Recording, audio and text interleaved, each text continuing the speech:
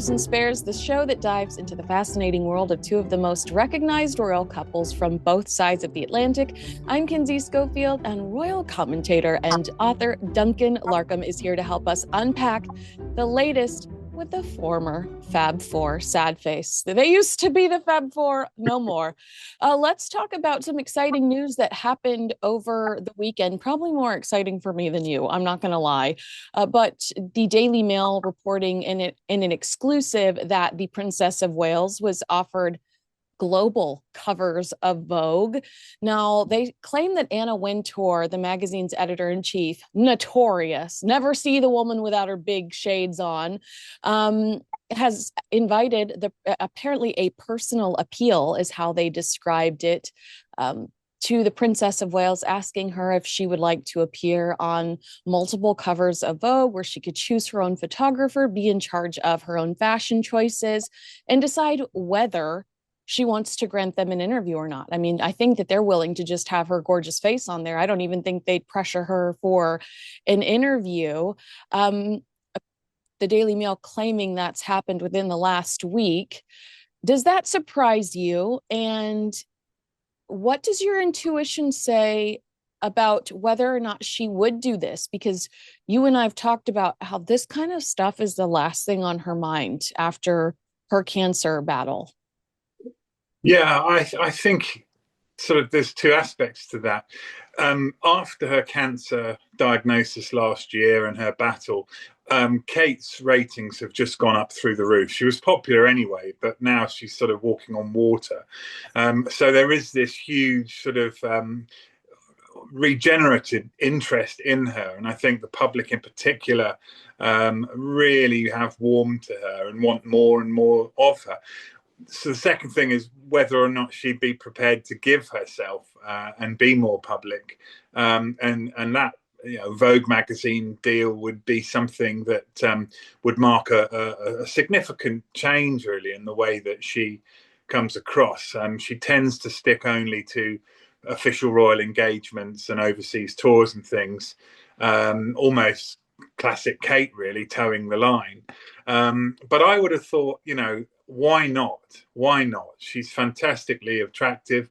She's fantastically ahead of fashion trends. Whenever she's pictured in a particular outfit, they sell out instantly. So I think she'd be perfect, should we say, magazine fodder for Vogue magazine. Yeah, you're right, because they're saying the reason that they pursued her is because she is this global fashion icon. But I think the both of us would agree that it's beyond that. It's because she was so stoic throughout the year with her cancer battle, because, sadly, how much interest her cancer battle generated, with, about the royal family, just people absolutely fixated on the royal family last year. They watched, her progress, and thankfully now she's in remission. But I wonder, and you might slap me on the hand and say they're not on their radar anymore. And I believe for the most part, Harry and Meghan are no longer on the palace's radar. They're like, you guys do your own thing. We have our own agenda. But would there be any hesitation with Catherine doing something like that there could potentially be the annoying comparisons to Meghan Markle, who you and I both know would clinch, squeeze, pursue that cover of Vogue like her life depended on it? That's a great question, isn't it? Because you wonder whether this could be a perfect revenge from Kate, to gazump her sister-in-law, and snatch that big sort of deal or big piece of limelight. I think it would be a great statement from Kate. It would be a great statement after the year that you've just outlined, where she's been pretty much behind the scenes and she's gone through this horrific ordeal. And in some respects, I can imagine it being a signal to those who have had that horror of going to the doctor and being told, "I'm afraid it's cancer," to show them that, look, you can get through it. Look, you can, it's not a death sentence. It's something that's very difficult to deal with. But look, here I am. It's announcing her back on the world stage. So I think possibly, there's a very good chance, I would say, that she would perhaps break with protocol and accept this offer, take this offer up? Yeah, I was preparing for Harry and Meghan at Invictus, and looking back on last year, the way there was the WhatsApp group with the reporters where Harry and Meghan's team was briefing everybody about what Meghan wore and how she did her own hair and makeup. I think there I think that there would be some criticism about Catherine being like, look at where I am today. You can overcome this too, because there will be people that argue, well, you've got an entire team behind you. But the reality is, Catherine does do her hair and makeup a lot of times on her own. She's incredibly humble. Correct me if I'm wrong. I mean, this isn't a woman that walks around with a team of nannies and nail and hair people. I mean, am I off base there? No, no, you're spot on, Kinsey. And actually, that is it has been a characteristic of Kate's really ever since we saw her come onto the scene back in sort of 2004. She does her own stuff. She wears outfits. She recycles outfits. I mean, when I wear this shirt again, no one says I've recycled it. It's just my shirt. We should. We should celebrate you. Thank you very much. I'm doing my bit for the environment by wearing a polo shirt. But no, when it comes to royals, of course, it's seen as recycling. It's seen as a good thing. But seriously, when Kate dresses up and looks fantastic, often her outfits are from the high street. They're not thousands of pound designer labels, and I think she's won an awful lot of fans. In that respect, she is a fashion icon because of her high street connections. Copy that to Meghan, and I remember one example when they posed for I think it was for engagement pictures, and Meghan wore a £36,000 designer dress, and she went to a school and read a book to a load of children in New York a couple of years ago, wearing an outfit that cost tens of thousands of pounds. There's a very big difference between Kate's style and Meghan's style. You're right. Yeah, you're absolutely right. I know it's fun as a young woman to watch something that Catherine wears and within an hour be able to find it online and have it sent to my home and be able to afford it, but also be able to find it so quickly, because Meghan does dress in a way that, typically the red dress she wore twice to the military gala with Prince Harry, and then without the long skirt when she walked the red carpet for the Children's Hospital in LA, that red dress that has the red dress, yeah. Yeah. That she got ahead of season, so nobody had access to it when she initially wore it. It is fun to watch Catherine out and about and say, oh, I wonder who made that scarf. Be able to immediately find who made that scarf, and within minutes have it sent to your house. And be able to afford it. It just makes you, I know you're such a girl, but it makes you feel like you're a princess too. And so that is why I think that this Vogue idea is so stellar and really would be beneficial to both parties. But you're right. She risks perhaps a little bit of the mystery in participating in something like that. Yes, I mean, it's interesting that apparently she's been offered sort of the choice of what she wears and who her photographer is. Those things are important to Kate. In fact, it's normally her that's the photographer. Yeah. That's her great passion, but I'm not sure how she'd get around that for Vogue magazine. The selfie issue. Yeah, pictures.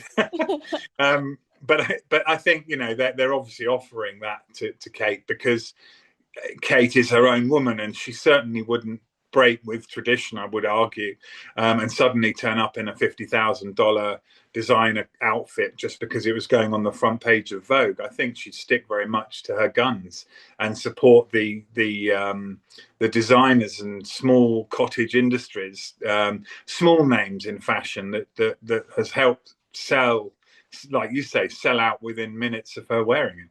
Right. Let's jump to some positive press for Prince William that he probably wasn't expecting. This is coming from Vanity Fair. Princess Diana's niece, Kitty Spencer, revealed that she was proud of Prince William. Of course, she is a new ambassador for Centerpoint, which is the homeless charity Prince William has been championing so fiercely. and I'm sure she expected this, but the second she sits down with media, the first questions are Princess Diana, Prince William, and, she's there to contribute in her own way. So God love her for dealing, for navigating that difficulty. But she was immediately asked about Princess Diana, who was a royal patron until her death in 1997. And she said, I think she put the name out there. Centerpoint has been a cherished charity that my family and I have supported for many years. And she also said, I'm extremely proud of my cousin, Prince William, for all he does and continues to do to support Centerpoint. She talks about the vital work. Tell me, do you know much about Prince William's relationship with the Spencer girls? Because I do see them out and about socially. They're not necessarily standing together, but they certainly end up at a lot of the same venues over the last few years. Some of the daughters, I think all of the daughters actually, are models. It's Kitty and her two sisters. And they've established themselves socially with, I think the Spencer name helps, but estranged from their father, I think that they've done really well for themselves professionally around town. Yeah, well, of course, they come from an aristocratic background rather than a royal background.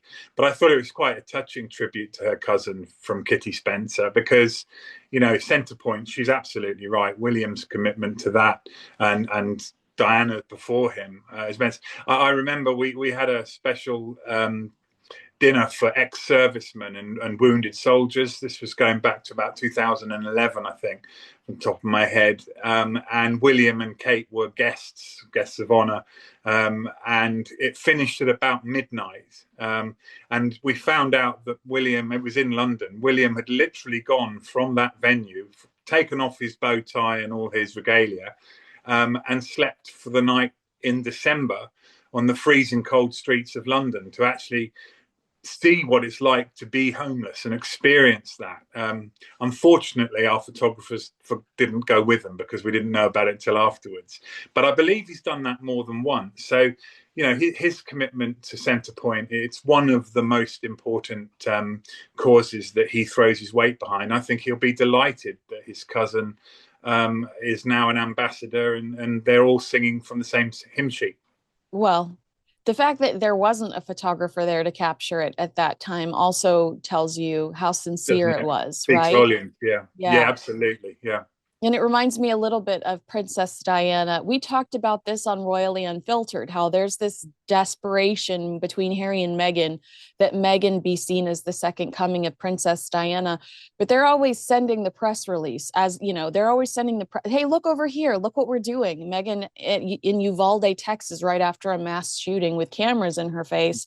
Something that was so special about Princess Diana and that I see in Prince William and Catherine is that they do things under the radar and they don't care if you or I find out. They don't care if we ever talk about it. They're doing it because they're there to do it in the moment and to make the person in front of them feel good and to help out the charity under the radar. They don't need everyone to know about it. Yes, I mean, I was once asked what's the difference between what Meghan and Harry are doing when they do their royal engagements, pseudo royal engagements, and the difference between that and an actual royal engagement. And the simple difference is that when the royals do a job, when they go to a place, they are doing it for the organisation. And they are doing it to shed light on the people that are actually part of that organisation. So it's about them. And I'm afraid, if only in perception, if let's give them the benefit of the doubt, maybe it's just a perception, but it seems to me that what Harry and Meghan do, it's always about them. And I think that's why they laid themselves open to criticism of being, disaster tourists turning up at the site to meet people that suffered because of the fires and so on. And I think they've got the tone of that completely wrong. And the public aren't stupid; they can see through it, and it doesn't do Harry and Meghan any good whatsoever. You know what quote I was thinking about over the weekend? Still processing the disaster tourist story, and we'll talk about Megan's postponing her upcoming Limonata podcast. We'll roll into that here. But do you remember Tina Brown's comment in her book, Palace Papers, about how Meghan seems to jump on every trending topic, hashtag whatever? That to me is still reflected so much in their activity today, with Meghan postponing her show, postponing her podcast to focus on the victims of the California wildfires. Now, like you've said this previously, she's from here. Perhaps that's why she's so engaged in this particular cause. Yes, but she does seem to hop on whatever is trending, whatever the other celebrities have leaned into. Whereas you look at Prince William, the homeless initiative is something that he is incredibly passionate about because his mother was passionate about it. There's a history there. And it's something that would make a lot of sense for Harry and Meghan to care about here in California. Our homeless problem is absolutely insane. And it's only gotten worse. The more taxes we send towards, our government fixing the homeless crisis, more people show up. It feels like there is real thought and passion when it comes to the pursuits of William and Catherine, which previously the Queen was patron of hundreds of charities. How could she really truly give attention to every single one of those charities and causes? It feels like William and Catherine have been very particular about causes that they can truly contribute and invest in. Whereas Harry and Meghan seem to jump everywhere. What's everyone talking about now? Look, we're here, Yes, I mean, I think William takes his lead from his father, because when King Charles was the Prince of Wales, you could list the good causes that he followed probably on one hand. He wasn't after loads of things. So whenever he went on a tour, we kind of knew he's going to visit something to do with architecture, something to do with the environment, something to do with homeopathy. He had his very niche causes, all worthy and in their own right. But of course, that means when you do that, you become an expert in those particular things. An expert in the challenges that they face. And then you can become, as a position of an expert, an actual useful advocate, a useful voice for those causes. If you just jump around on the latest bandwagon and you don't invest the time and the passion and the sincerity into it, you're going to be seen as just, well, as we've heard it described, disaster tourists, and that's a really horrible thing to have fired at them, because I'm sure they think what they're doing is absolutely worthy and they're right in doing it. But it's misguided and ill-informed. And I think they would be far better off, Harry and Meghan, just sticking to certain causes and becoming experts in those and beginning to understand them inside out. So it gives them that authenticity. Does it ever occur to you, or have you ever thought about the fact that there have been so many bully allegations thrown at Meghan Markle, and it's odd that she wants to be the voice of anti-bullying? Like, is it a deflection? Is she trying to distract from all of her bully allegations by sitting on CBS Morning talking about how she's fighting bullying online? Or am I just a total jerk? Well, it's one of two things, isn't it? It's either that, where she's trying to deflect attention away, or she's just completely head in the clouds and unaware of the trail of destruction that seems to have been left in her wake, according to very highly placed sources that have said she was a bully. People needing counselling, other people describing her as well, I'm not even going to repeat it. Some pretty harsh. Dictator in Heels is one of my favorite. Yes, Dictator in Heels will never be not my favorite. Yeah, so it's one or the other. I mean, it can't be both, and it has to be one or the other. So I suppose I'll let people make their own mind up on that. All right, well, let's talk about Meghan. There are reports today that Meghan, quote unquote, from the Mirror, has another hurdle to overcome, a delay to her new podcast series. Now, this was, again, Duncan, this was all they do is they announce and then they go quiet. It's so bizarre because it was February of last year that she announced her Limonata podcast. They were going to take over the other podcasts from Spotify, distribute it through all podcast distributors, so you didn't have to be exclusive to Spotify to hear Archetypes. And they said that Meghan had a new podcast on the horizon. Crickets. Now we're finding out from the Mirror that Meghan has postponed her podcast launch, which none of us knew that there was anything. I haven't heard of anything going on in the background. I haven't heard of anybody being asked to do the show and anyone working with her behind the scenes for her Limonata podcast. But Hello Magazine and the Mirror are reporting that she's postponed this podcast in the same way that she postponed with Love Meghan, expressing her desire to focus on the needs of those affected by the wildfires. Professionally, will corporations hesitate to work with people that lack consistency? Look at, the announcement in February. Why even announce that why? What was the purpose if you're going to not do anything for over a year? It just doesn't feel like it just feels like you're bragging to brag. And I don't know, unprofessional. I don't know. Like, why wouldn't you hold that close until you have something to show, like American Riviera Orchard? Well, and especially that's relevant when you think of some of the things in the past, when her children's animation series was cancelled. There's a long list of things that haven't worked out for them. You think they'd have been a bit more sensible about announcing something when it's definitely going to happen. They know exactly when, and they've already started behind the scenes working on it. So it is a surprise. It does make you think that they almost do what governments do and announce big schemes just to get the headlines, and then a few months later announce them all again as something new, and you get double impact. That's a basic PR stunt. Meghan is building a brand. That's a fact. Since she moved to America, she's building a brand. And she's using perhaps some of the tricks that people use when they're trying to build a brand. But it might have backfired on this occasion because, as you say, announcing it in February last year and now postponing it, if it doesn't go ahead, well, it's yet more of a project that's hit the buffers for that couple.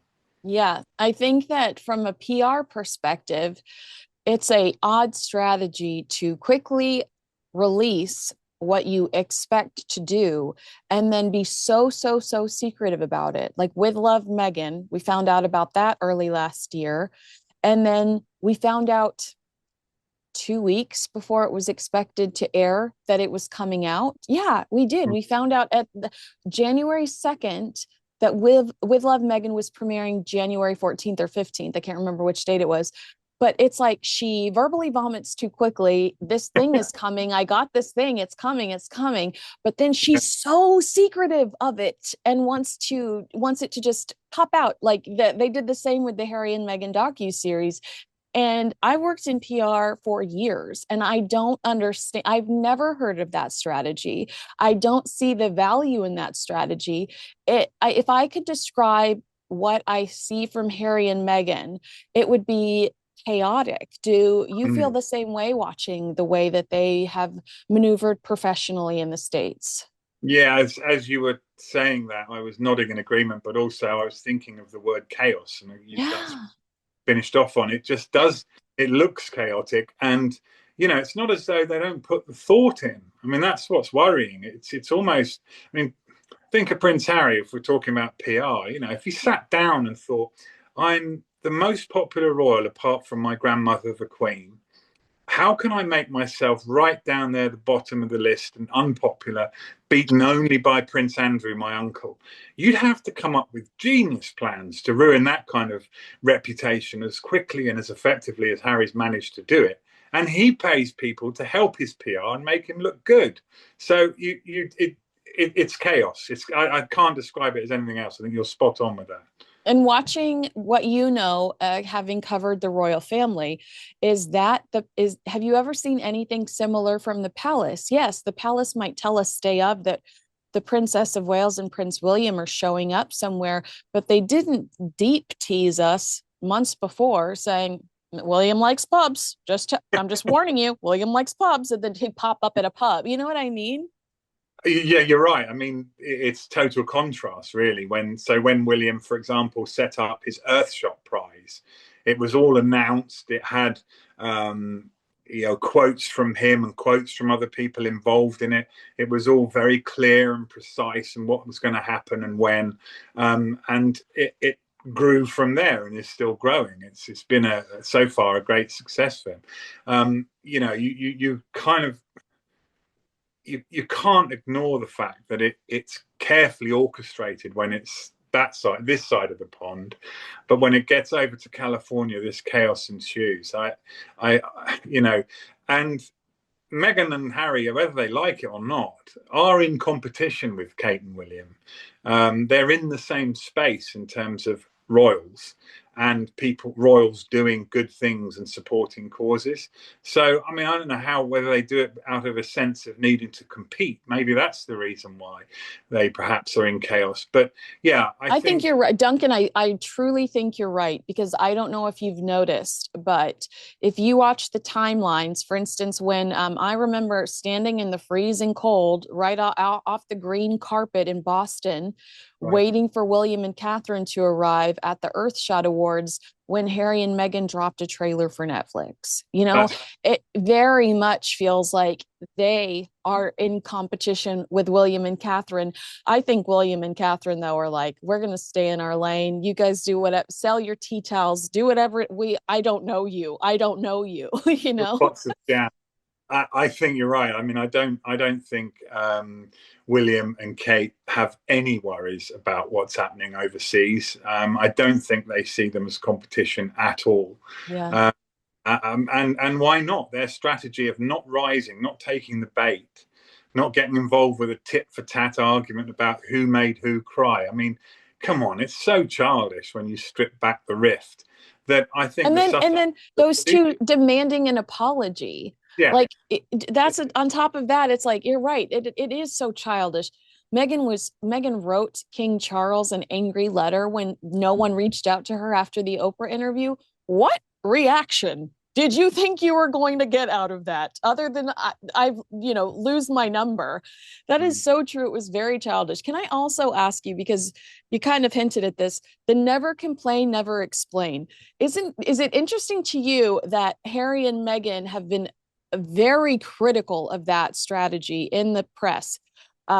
Silence is, I can't remember what Prince Harry said. It was something like silence is approval. I'm completely off, but that was the gist of it. If you don't fight for somebody, you're basically giving it the okay. And he was talking about that in regard to Meghan. They are anti never complain, never explain, until the Vanity Fair article comes out. And then all of a sudden they're tight-lipped. Did you recognize that, or did you see that too? Well, I mean, this isn't new. This is actually not even a since Meghan thing. I can remember speaking to Harry many times on occasions where he would seem so frustrated that he couldn't get his side of the story across. He was angry about this and that and things that were said about him, and he wanted to tell his story. He even told me he would love, his dream would be to edit the Sun newspaper for just one day. And I'm thinking, right, I'm on the phone. That's we can make that happen. But of course, he wasn't allowed to because of the wheels of the power. And Harry has always had that desire to fight back, and has always taken things personally, and it's really riled him and got him angry. Building up those sorts of resentments, he meets Meghan, and suddenly he's got someone who's like, no, Harry, you should go for it. Yeah, speak up. Come on, let's go on Oprah. Let's write a book. You should write a book. Let's do a Netflix docuseries. I don't think Meghan has helped Harry at all, because she's unleashed in him that desire that he's held for years to fight back. And actually, never complain, never explain works. When you're in the position of the royal family are in, where they can't help being famous. They don't need money. They don't need to promote their profiles. They just need to get on with the role of using some of their fame for the good of Britain and for the good of the causes that they support. You don't need to get caught in this ridiculous situation where you go on a sit down with the queen of the chat shows and accuse your family of being racist. I mean, absolutely. Harry's let the genie out the bottle now. There's no going back. And this is the problem. How can William reach out to Harry when he might end up back on another chat show talking all about his brother and what he said? Right, because even in the Vanity Fair article, it says that somebody approached Prince Harry at an event and said, "Have you heard from your family?" And he said, "No, but I hope to." Now, in the portion of that article, they're just describing how Prince Harry's completely oblivious to the damage he's done. But if you are a courtier, you're reading that going, he's still effing talking about his access to the royal family. We can't trust him.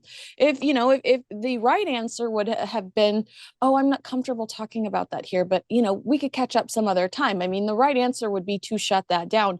You shouldn't be talking to anybody, especially somebody that's willing to repeat it to Vanity Fair about what your current relationship is with the royal family. That's what I read from it. I know the point of it was Prince Harry's oblivious to the damage he's done. But I read, oh my God, he's still willing to talk to people about what's going on privately. That, aside from how the hypocrisy surrounding his current, fights for privacy, like suing everyone over privacy, it really does give you the sense that he has not learned any lessons whatsoever. No, and yet he was happy to, on the other hand, put himself forward as this kind of mental health guru who's gone on this journey and got through all of this and is at peace and is one with the world. He's not. He's as angry as he's ever been, and he's miserable with it.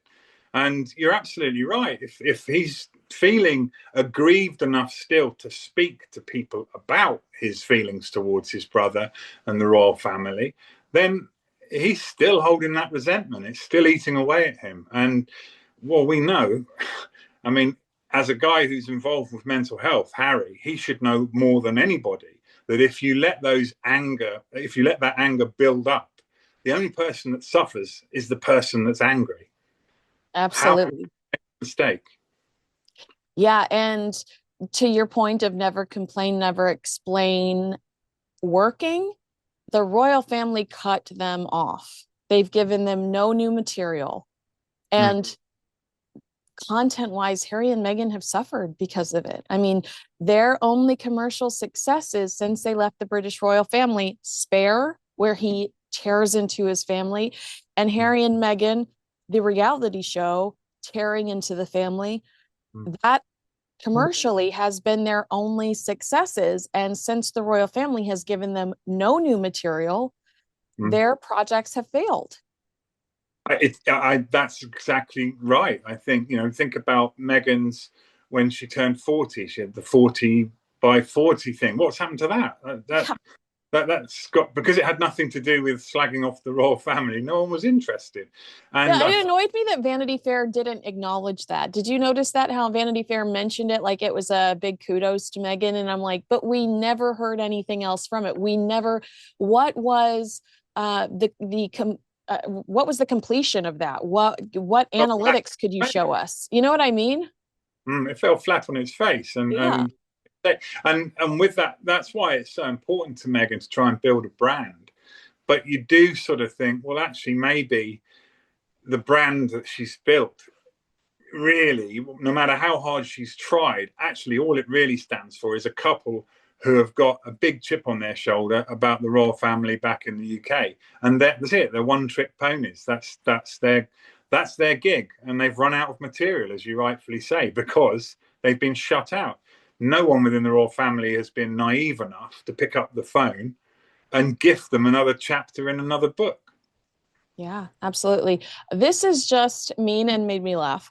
But our final story is Meghan McCain tweeting, if Trump will deport Prince Harry and Meghan Markle, America will put him on Mt Rushmore, which is shockingly a debate that happens pretty regularly here in the States. Trump on Mount Rushmore. I never thought I'd see the day, but Meghan McCain having some fun with it. A, did that tweet make you laugh? And B, does it give you a sense of how Americans feel about these two? And does it shock you at all? I It was quite a cheap shot, let's say that. Yeah, well, it was, but it was funny and it did make me laugh. And you know, I'm sure that Trump would love to be on Mount Rushmore and remembered like some of the presidents of the past. But yeah, I mean, it is an insight. It's only one tweet, but we certainly get the sense, looking at America from a distance and reading all these different various articles and stories that come out, certainly get the impression that they're not the most popular couple over there in America, and that their dream of privacy, well, that hasn't worked, has it? So Yeah. whatever they were searching for, whatever they were hoping for, the only thing they've really got to show for it is a bank stuffed full of money because they did the dirty on Harry's family. And I don't think anyone respects them for that. Right. The genie out of the bottle is a great way to put it, because they want to give us just a little bit, but they've overshared. So there's higher expectation for the information we receive from them. You can't talk to us about losing your virginity behind a pub and then be like, but no, I don't want you guys, you can't ever see my kids again. They're off limits. It's like you've overshared. You Yeah. have set the bar. You've set the bar for what people expect of you. They see you sitting down with Anderson Cooper, Oprah Winfrey, whoever, and they expect more from you based on the content you have previously given them. Did they not realize what they were risking when they did a reality show, hours of reality television for Netflix?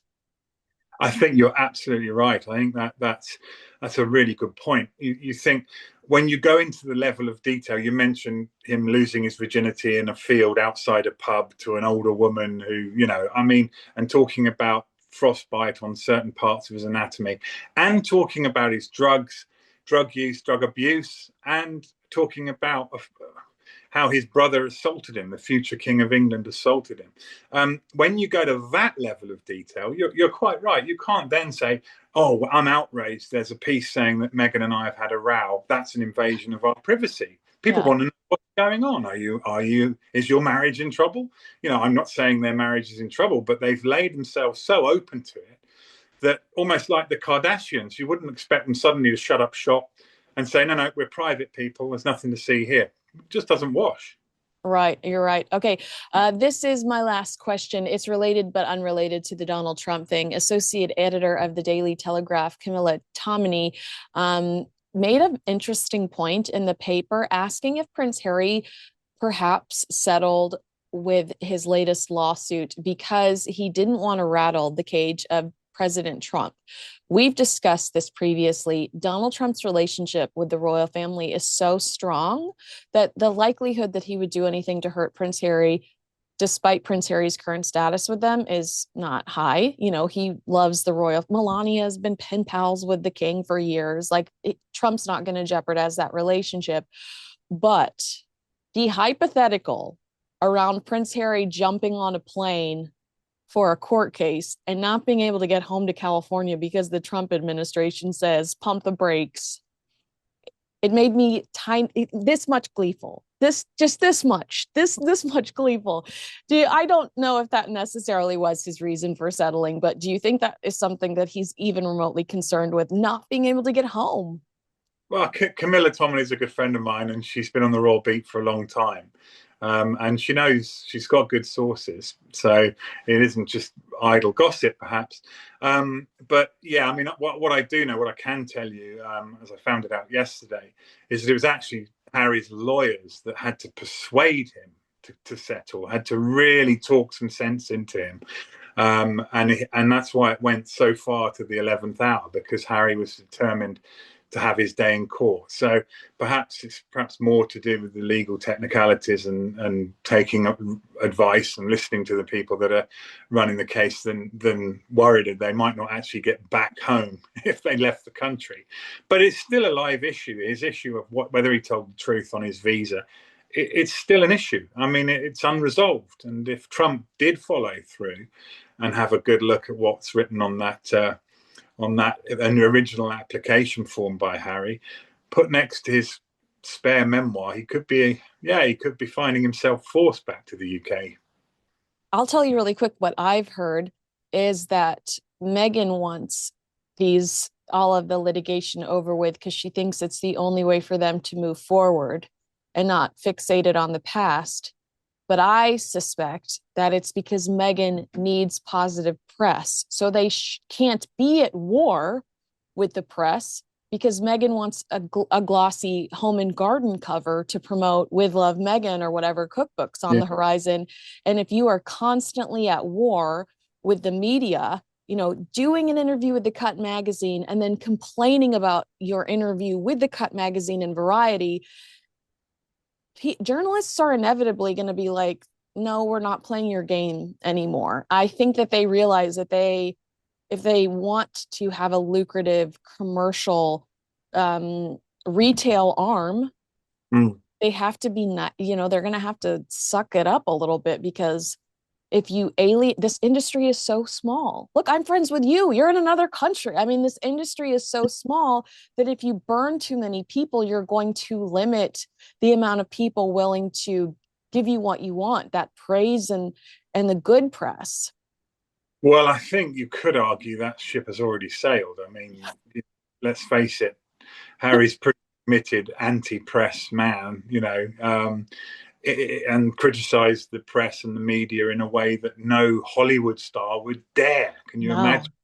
And so he's operating in that sphere of, well, I'm above celebrity because I can actually criticize all of you journalists that peddle these lies. I hope that you're right. I hope that this is the end of trying to pick fights with just about everybody, because, as you say, it doesn't really achieve anything. And they're coming at it now from quite a weak position as a couple who are struggling to keep that momentum going that they had originally when all they were doing was slagging off the royals. Now they've got to get on and try and they don't. They've got plenty of money now. They could sit back and actually disappear off the radar if they wanted to. But let's be honest, that's not. Meghan doesn't want to. Meghan wants. No. I wonder if she is ever resentful over. She has the amount of success. She has the amount of fame and really success, because she was pitching this cooking show before she met Prince Harry. She has the amount of success and fame that she used to get on her knees and pray for. I mean, truly, auditioning for Shakira videos, the hideous pilot for 90210, working on Deal or No Deal. Deal or No Deal, which gave her start, and she criticized in Archetypes, and Howie Mandel was like, I don't even remember you. Okay, lady. But do you think she's ever resentful that the amount of fame that she has come with so much negativity? And does she blame Harry, or does she continue to blame the palace working against her?